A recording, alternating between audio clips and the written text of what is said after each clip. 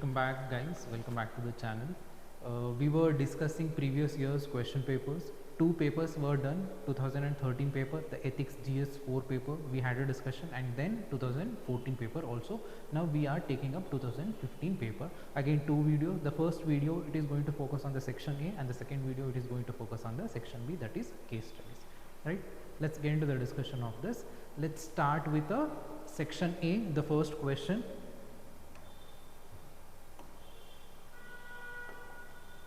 The first question is, what is meant by environmental ethics, why is it important to study, and discuss any one environmental issue from the viewpoint of environmental ethics. The question, it is with respect to environmental ethics, and you have to answer why it is important to study. And the third aspect is that you have to give one example, and you have to discuss, you have to connect environmental ethics with respect to this particular example. So let's get into the discussion of this. The first part of this question, what is meant by environmental ethics? Ethics, you know that ethics, these are the social standards, these are the norms which are accepted by a community, which are accepted by a social setup. So this is ethics. Now what is environmental ethics? Again, environmental ethics, it is also the same thing. These are the standards, these are the norms, and these standards and norms is with respect to environment. It is with respect to relation between human and nature. So environmental ethics, this is going to deal with the relationship between human beings and the nature. How do we have to interact with nature? That standards, that norms are discussed or mentioned under environmental ethics. Now the first aspect, and then comes, why is it important to study? What is the necessity to study the environmental ethics? See, by learning the environmental ethics, we are going to understand how should my relationship with environment. It tells me my moral responsibility. I have certain moral responsibility towards ecosystem, I have certain moral responsibility towards nature, and this is going to be dealt by environmental ethics. Along with that, this talks about, I told you that this talks about relation between humans and nature, and this relation is ethical relation. Environmental ethics, ethical relationship between human and nature, that is going to be discussed by environmental ethics, and in turn this is going to create harmony. So studying environmental ethics, it is important to create harmony between human and nature.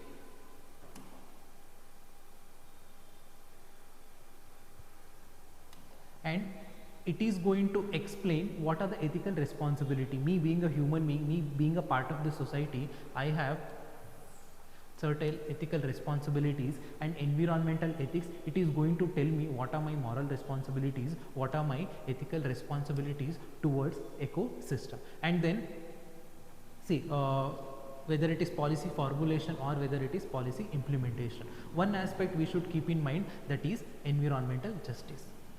So environmental justice should be in consideration, whether it is policy formulation or policy implementation. So you are thinking from an environment perspective also, you make sure even environmental aspect, it is going to be taken into the consideration while formulating the policy, while implementing the policy. So for the environmental justice, we need to study environmental ethics. And see, at this point of time, present generation, we want certain resources. At the same time, we should make sure that these resources are protected for the future generation also. This concept is sustainable development, and environmental ethics guides us to be sustainably, our development should be sustainable way. So it focuses us to be sustainable in utilization of resources, and also it tells us to have that inclusive development. Inclusive development means everything comes under the aspect of development.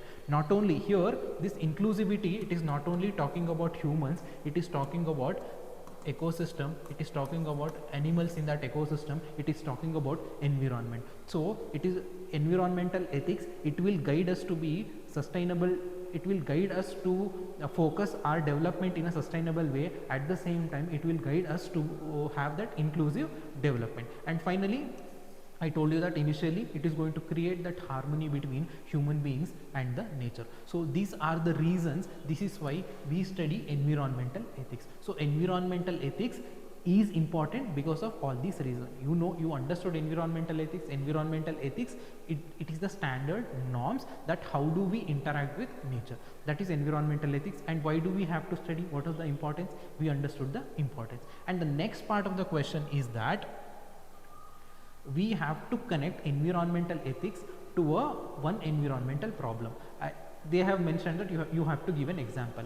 A very standard examples, usually climate change, global warming, deforestation, desertification. These are the standard examples usually take. I am taking these standard examples. There is no new innovation. I am taking the climate change as my example here. So climate change is the example I am discussing here. See, the thing is, it is going to save a lot of time in the examination. If I keep on thinking which example, which will be the best example, it is going to impact my time. I am going to have only 7 minutes for 10 marker. So I have to cost and benefit analysis. So I am taking the very standard climate change. Now, environmental ethics, this is going to guide me to deal with climate change. So environmental ethics, this will guide me how to deal with climate change. So let's see the example. Let's discuss this example. See, climate change happens for two reasons, natural reason and anthropological reasons. And here environmental ethics tells me for anthropological reasons, emission of greenhouse gases, deforestation, these are the anthropological reasons. So you should take care of anthropological reasons, you should curb these anthropological reasons. So curbing anthropological reasons. Here we are connecting environmental ethics to climate change. Now how to deal with climate change by applying these environmental ethics? This is what we are looking at. So the first thing is we have to curb the anthropological reasons that gives rise to climate change. This is one thing. And the second thing, the same thing, deforestation, emitting greenhouse gases. And then see, I told you that even the importance of environmental ethics. Here also, even for the climate change also, we have to focus on sustainable development. It means that we have to focus on future generation also.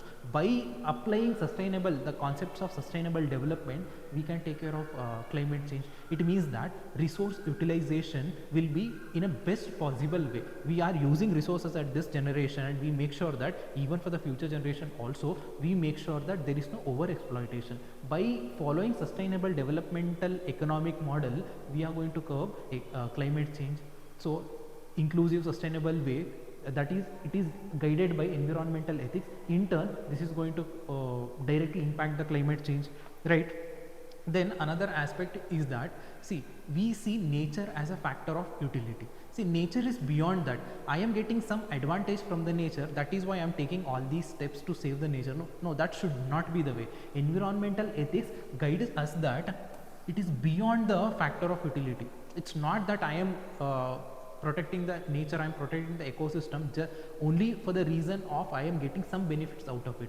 See, environmental ethics guides us, it should be beyond that. So by focusing from that perspective, from that magnanimous approach, we can focus on the climate change. And me being a human being, I have certain responsibilities. I have certain moral responsibility, I have certain ethical responsibility. That ethical responsibility also, it is guided by my environmental ethics, and if I follow my responsibility, that is going to impact the climate change. And see, I told you that I have certain responsibility, I have certain moral obligation. This obligation, it is not only with respect to human beings, it is with respect to non-human species and ecosystem also. So I have certain moral obligation towards nature, towards environment, and it is not only restricted to human beings only, this is with respect to non-human species also, this is with respect to ecosystem also, right? And then if you look at the climate change, the impact, it is not seen equally for all the people around the world, especially the island nations. The impact of climate change, global warming, it is very much when you compare to the other people, and the people who are living in the coastal area, the impact is very much. So there are vulnerable sections of the society, of the planet actually, in a larger perspective we are talking about. See, and environmental ethics make sure that you are taking care of, there should be a compassion for these vulnerable sections, because developed country, they are not facing the heat here, it is the developing country, underdeveloped country, they are mainly facing that disastrous consequences due to the climate change. Now whatever the steps you take, make sure that you focus on these vulnerable sections, make sure that you are working for their betterment. So how do we get these kind of compassion, how do you get these kind of values? Through the environmental ethics. So here we are discussing environmental ethics, now we are connecting with climate change. Sorry, we are discussing climate change, we are connecting with environmental ethics, this as an example, and how exactly environmental ethics, it is going to help to deal with climate change. So this covers the first question. The first question is that, see, what is meant by environmental ethics? We had a discussion, and why it is important to study, yes, and then discuss any one environmental issue from the viewpoint of environmental ethics. We discuss the climate change, right? So let's move to the next question. The next question,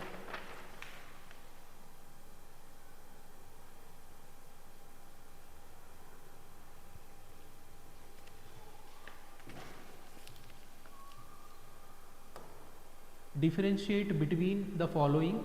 The first, law and ethics, then we have ethical management and management of ethics, then discrimination and preferential treatment, personal ethics, professional ethics. This is a very simple question, you have to differentiate, you have to give points for both the aspects, law and ethics, ethical management, management of ethics, discrimination, all these things, right? So let's start from the first aspect, law and ethics.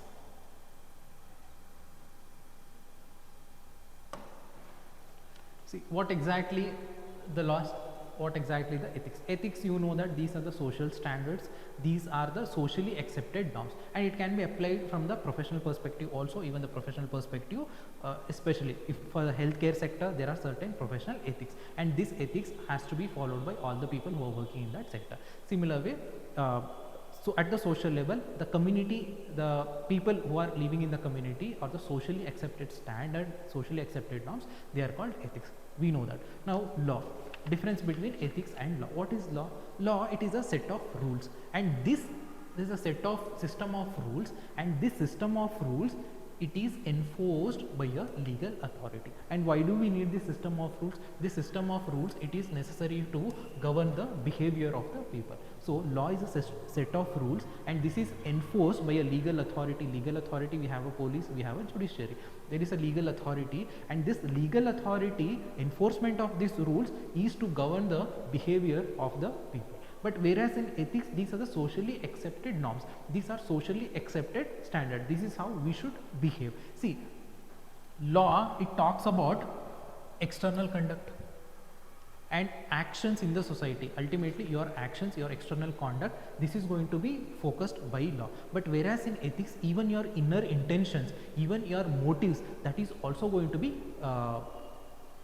taken care by ethics. So even your intentions, if your intentions are wrong, then your actions are unethical. But in law, only the actions, whatever I might think in my mind, that is not considered as illegal. If my action is against the established norm, then that is illegal, and there is a physical punishment for the breaking of law. But in ethics, there is a social acceptance or rejectance. There is no physical punishment as we see in the law. So there is a physical punishment, whereas in ethics we don't have a physical punishment, but there is a social acceptance or the social rejectance, right? So this is, ethics is internal in nature. Most of the time ethics is internal in nature, whereas in law it focuses on our action, it focuses on the external conduct. And another aspect of law is, it is universal in nature. For the whole country we have one particular law, and everybody has to follow it, and there is an accepted factor, everybody has to accept it. This is passed by a parliament or a state assembly, so it has to be accepted. Universal let me show you somewhere it is. Yes, law is universal in nature and there is consistency in law and this is enforced, while ethics is that we know the concept of ethical relativism. Ethical relativism, relativism, it talks about these morals and ethics depends on context, depends on time, but whereas in law it is not the case. Law universal,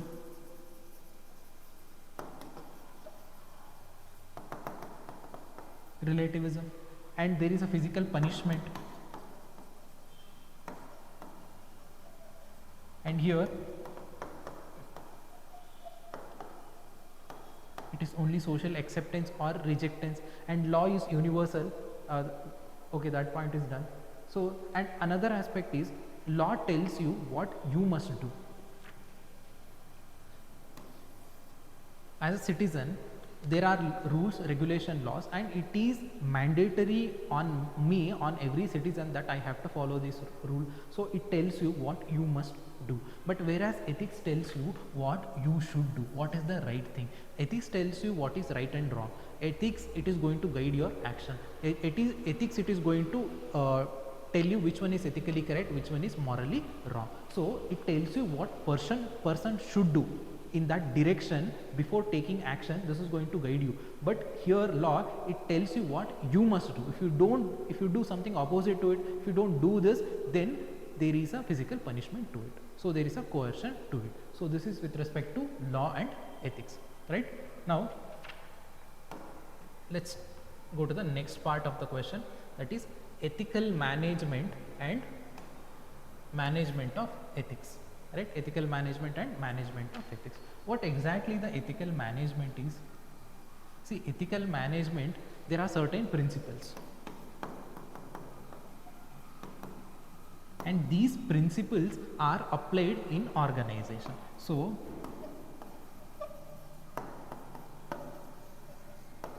organization works on these principles. So ethical management is that organization at the manager level, at the management level, they have decided that our organization is going to work on certain principles, and these principles are inculcated in the organization ethos itself. As an example, take an example of judiciary. The tagline, if you look at it, Satyamev Jayate. Here the principle, here the value, ethical value is the truth. The judiciary, the basic value of the judiciary is the truth. It is the judiciary, it is going to uphold the truth. So here we are going to implement these principles in the organization at the management level. Now what exactly is management of ethics? Management of ethics is that there are, see, we understood the value. Now the value is truth. Now you have to integrate this value.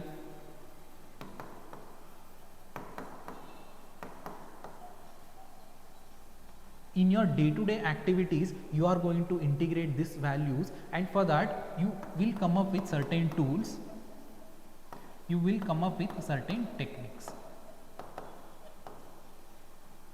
So in the ethical management, you derive certain principles, and in management of ethics, you have to integrate those values in the day-to-day activities. So in order to integrate, you come up with certain tools and techniques. As an example, code of conduct.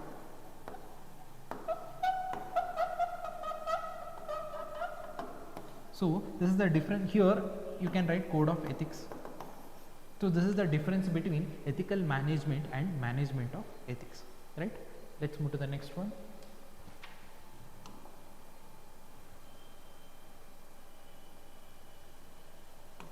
Discrimination and preferential treatment. Discrimination, it is you are discriminating the kind of injustice, the kind of unfairness is there. It is that you are discriminating person based on maybe caste based, gender based, region based, language based. So some kind of discrimination it is happening here. So it is with respect to unfair treatment of individual based on certain reasons, gender based, caste based, class based, language based, region based. So, and this is unethical.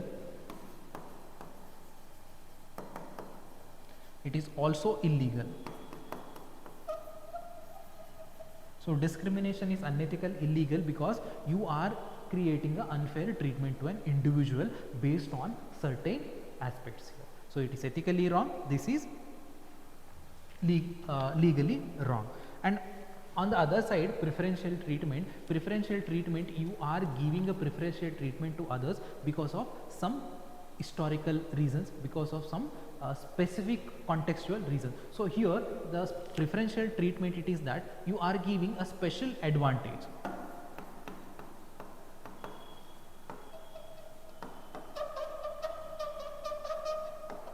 This special advantage is given to certain individual or certain sections of the society because there is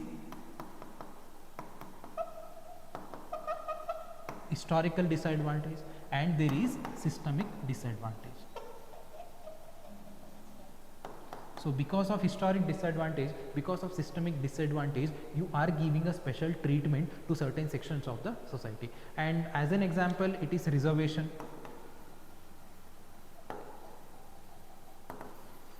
Reservation is called as affirmative action to give that support to the socially and educationally backward society, backward section of the people. So this is reservation is one of the examples for preferential treatment. And another aspect is, this is both legally correct, this is ethically also correct, morally also correct, legally also correct. Reservation, it is accepted, it is considered as an affirmative action, affirmative step from the government with respect to the vulnerable sections of the society. At the same time, this is ethical also, this is legal also. So this is the difference between discrimination and preferential treatment. So here preferential treatment you are giving because of some special advantages, some special consequences, right? Let's move to the next one. This is very simple: personal ethics and professional ethics. Personal ethics, these are certain value system I have in my personal life. So values I follow in my personal life, this is personal ethics. And professional ethics is that for every single profession there are certain standards I have to follow. For a teacher, there are certain professional standards are there. I should not discriminate between the student. I have to be honest. I have to have that value of impartiality. So some of these values I have to imbibe in my conduct. In the same way, the doctors, they have a certain professional ethics, the police, they have a certain professional ethics, judiciary, they have a certain professional ethics. Personal ethics, it changes from person to person, it depends on the value system of individual. And personal ethics, usually your family, education, society, it matters, but for personal ethics. But for professional ethics, the people within that community, within that particular profession, they are going to come up with certain standards, and it is acceptable by all the people who work in that standard, and also it has to be accepted by social community also. But on the whole, the professionals who are working in that area or in that sector, there should be acceptance factors from these people. So professional ethics, it is personal, it changes from person to person, but professional ethics, for all the people who are in that profession, it is that standard they have to follow. So this is the difference between professional ethics and the personal ethics, right? And this professional ethics, this is going to guide my behavior in my conduct. If I am a teacher and I have certain professional ethics and I have to implement these ethics in my conduct, and it is going to guide my behavior in my conduct of being a teacher, right? So let's move to the next one, the next question.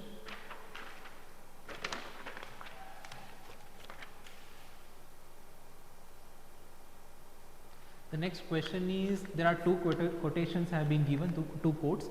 Given are the two quotations of moral thinkers, philosophers. For each of these, bring out what means to you in the present context. Usually if the quotations have been given, the first part you have to explain the quotes, and then in the second part you have to link it with the present socio-economic context, in the modern context. This is how every single quote, this is what they expect. So the first question, there are two quotes have been given in this question. Let's take up the first quote, that is, weak can never forgive, forgiveness is attribute of strong. So here we are talking about the value of forgiveness. So let's talk about forgiveness first, then we are going to dissect the question. The first part, we can never forgive, we will take up this first, and then other part of the question, forgiveness is the attribute of strong, we will take up the second part. Then we are going to discuss both the things as a comparative study, and finally we are going to connect something at the present time, present socio-economic time, right? So we can never forgive, forgiveness is the attribute of strong. This quote is given by Mahatma Gandhi, right? So let me explain this particular quote. First, before getting into the explanation of the quote, let's talk about forgiveness. What is forgiveness? Forgiveness is that, see, I have certain negative emotion in me, and act of forgiveness is that I am letting it, all these negative emotion, go out of my system. It is change of feeling. So forgiveness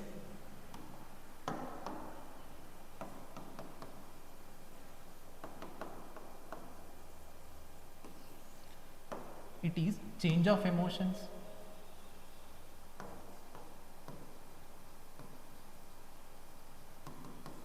or feeling.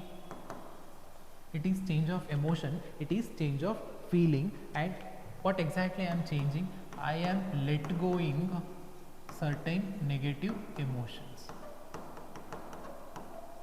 I have certain negative emotions towards you. Now I am letting it go. I am changing my emotion. I am changing my feeling. So this is an act of forgiveness. Now let's see it from the question perspective. The first part of the question, it talks about the weak can never forgive. So here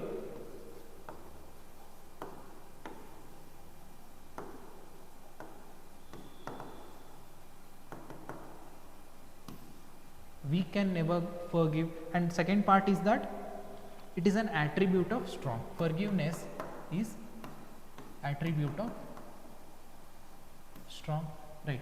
We can never forgive, it means that, see, I have that grudge, I have that resentment, and I am not happy looking at you. It means that a lot of negative emotions is there, and my negative emotion, it is overpowering my control over my emotion. Here what happens? My emotions overpowering me.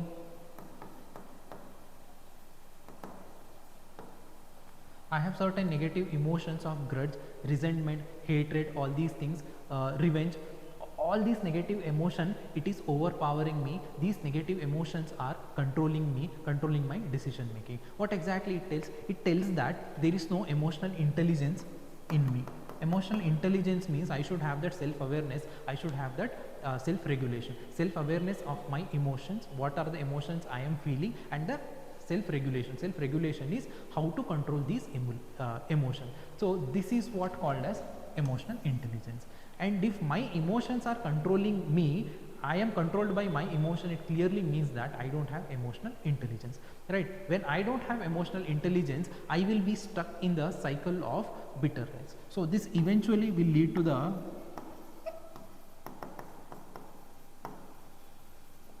cycle of bitterness.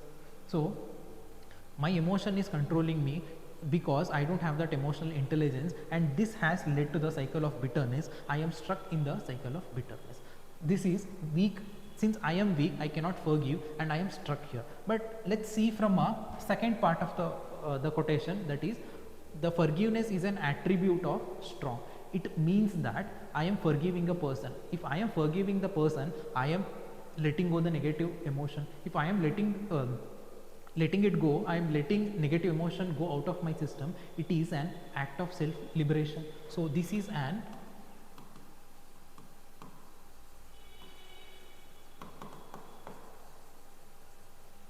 act of self liberation. Liberating from what? Liberating from all these negative emotion, all this vengeance, all this hatred. So once I have liberated all these negative emotions from my system, then I can focus my energy, I can focus my time on the positive things. On the positive things, it is like I have certain goal in my life, I have certain aim in my life. Now I can focus on my goal, now I can focus on my aim. So eventually this will lead to the development of my individual personality. Just if the same thing is applied at the social level, we can go for a socio-economic development of a society, right? So this is why forgiveness, the attribute of forgiveness, is a value of a strong personality, not the weak personality. And this talk about inner strength. If I am letting this go, it means that I am coming out of the cycle of bitterness. So I have that inner strength. So if I have to forgive you, then I have to be emotionally very strong, then only I can forgive you. And by forgiving you, it helps me. There is an act of self liberation. If there is an act of self liberation, that will help me to focus on my goal. If I am focusing on my goal, if I am removing this bitterness, then it is going to push more positive attributes inside me, the attributes of compassion, the attributes of trustworthiness, the attribute of humbleness, humility, all these things it is going to create in my system, in my psychological process. So one single change of action, this is going to eventually empower me. So that is the reason forgiveness is an attribute of strong, the one who has that inner strength, one who can control his emotions, right?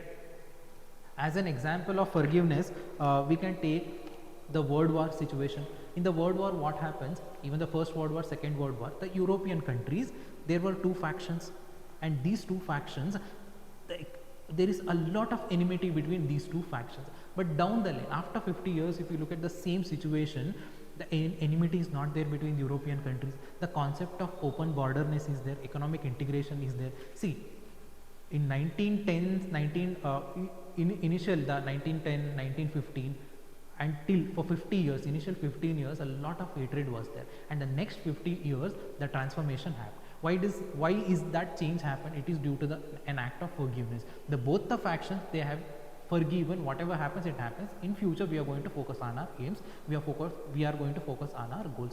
So the change of mind, the change of emotions, eventually lead to the socio-economic development. If you look at the European countries at this present point of time, they're economically well developed, they're socially well developed, politically they are very strong. The reason is that they have let go this hatred, they have let go this grudge, they have let go this revenge. So that was the first step to move towards the socio-economic development. So again, if we implement the same value at the individual level or at the social level, the forgiveness, the act of forgiveness at individual level and at social perspective also, at both the level, eventually this will lead to the harmonious world.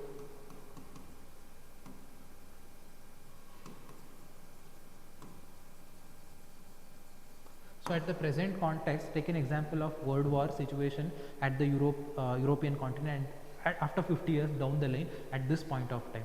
So this is what the impact of forgiveness. So ultimately this is going to lead to the harmonious world, right? So this is with respect to this particular quotation, and this quotation is given by Mahatma Gandhi. Initially we have explained the quote and then we have connected to the present scenario, right? Now let's go to the next quotation. The next is, we can easily forgive a child who is afraid of dark. The real tragedy of life is when men are afraid of the light. Again, here also you have to dissect the statement in a two perspective. Another aspect, this quote is given by a Plato. So again, let's dissect the quote into two aspects. The first aspect is, we can easily forgive a child who is afraid of dark, and then another is real tragedy when you cannot see the light. These are the two things. Again, here also we are talking about one particular aspect, again forgiveness and also facing the truth. So truth and forgiveness, these are two values we are talking about here. So let's dissect this statement and let's answer this.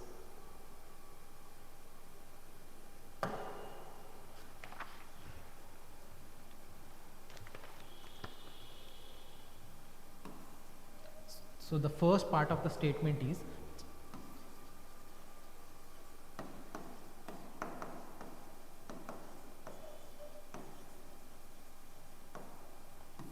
child afraid of dark, and next part of the quotation is that the adults who are afraid of the light, men afraid of the light.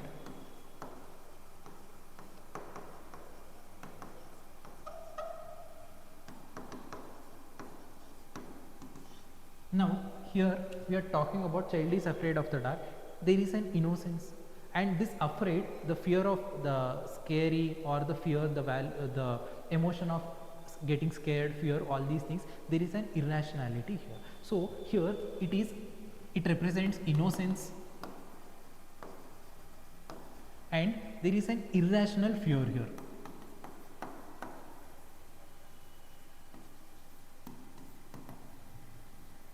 Irrational fear, we can see it here. And another aspect here you have to notice it, whether it is irrational fear, whether it is innocence, all these aspects, this is not going to harm anyone.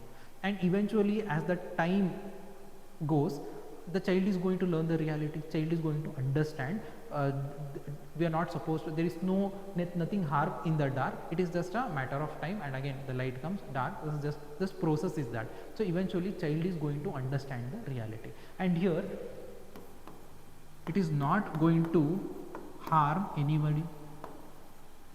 The understanding of a child, it is not going to harm anybody, and this is because of innocent irrational fear. Now let's talk about men afraid of the light. What exactly this light here it is indicating? Light is talking about the truth, light is talking about the wisdom, light is talking about the knowledge. And here men afraid of the light, it means that they don't have that moral courage to face the light. Light is the truth. They don't have that moral courage to face the consequences, to face the truth, to face the situation here. Here there is a willful ignorance. Here it is innocence, but here it is willful ignorance.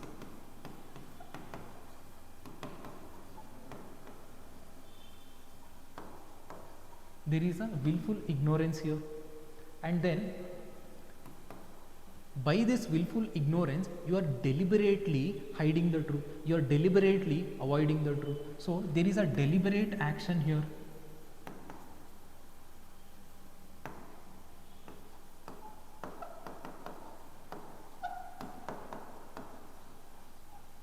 You are deliberately avoiding the truth. By deliberately avoiding the truth, by willful ignorance of the situation, what are you going to create? You are going to ignore the real issues of the society. By ignoring the real issues of the society, you ignore the real issues of the society. By ignoring the real issues of the society, you are creating the inequality.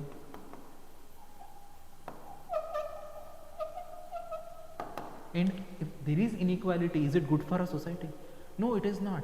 Again, this is going to impact the whole society in a negative way. So here there is a willful ignorance, and this willful ignorance is to avoid the truth. There is deliberate ignorance of the truth, and there is an avoidance of the real issues here. When this happens, you are not going to take any bold decision. It clearly shows that there is a cowardice. There is no moral courage. There is moral cowardice here. And eventually by ignoring truth, ignoring light, you are creating inequality in the society, and in inequality there is a devastating effect, there is a negative impact on the social well-being of a community, right? And eventually this is going to impact, this is going to create injustice, and this is going to create stagnation of the society.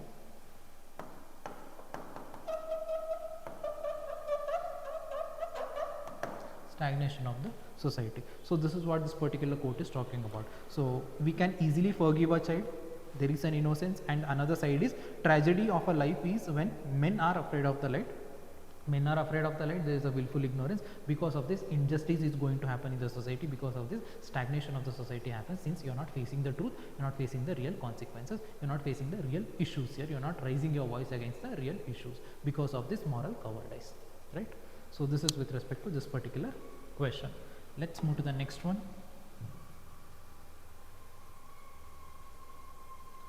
A mere compliance with the law is not enough.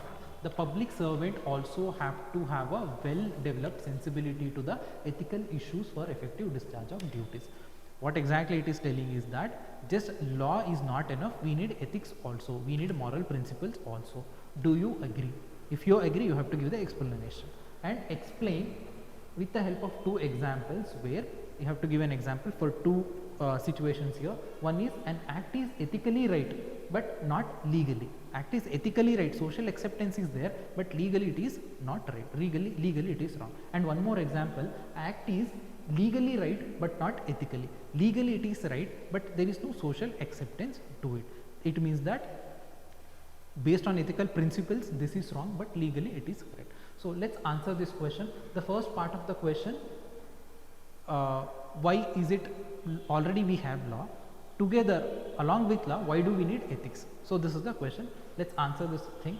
See, this particular, almost in 2013 also we saw the question, 2014 also we saw the question, 15 also we have, 16 also, almost in every paper The direct or indirect way why ethics is necessary in public administration. This topic is coming in the examination almost every year, whether it is directly or indirectly. This particular topic is there in the examination. So even I have discussed it so many times, I am discussing it one more time. Why ethics is important? See, for public administration,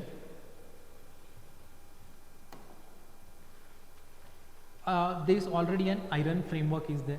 It means that even for a small decision you have to follow the legal methodology. There is a established formal procedure is there. You have to follow the formal procedure for every single activity. That is law, established law. Even though we have constitution, we have statutory bodies, we have CBI, Lokpal, these kind of vigilance bodies are there, and even civil society is also very much vigilant now. Having all these things, beyond all these phenomenon, why do we need ethics? That is the question here. Ethics is required because even though with all these constitution law, statutory laws, vigilance bodies and the regulations, control, beyond all these things, there are still discretionary powers are there. So still discretionary powers are there.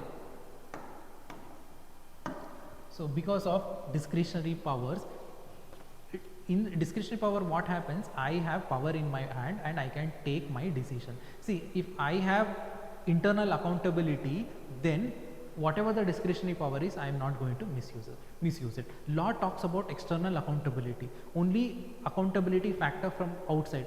As long as there is an external accountability, you will follow the law. But when these kind of discretionary situation, there is no external accountability. In those particular situation, you need to have internal accountability. And how do you get this internal accountability? Through the foundational values, through the ethics. So that is the reason, in order to deal with this discretionary powers, you need ethics. And even in the established law, a lot of loopholes are there.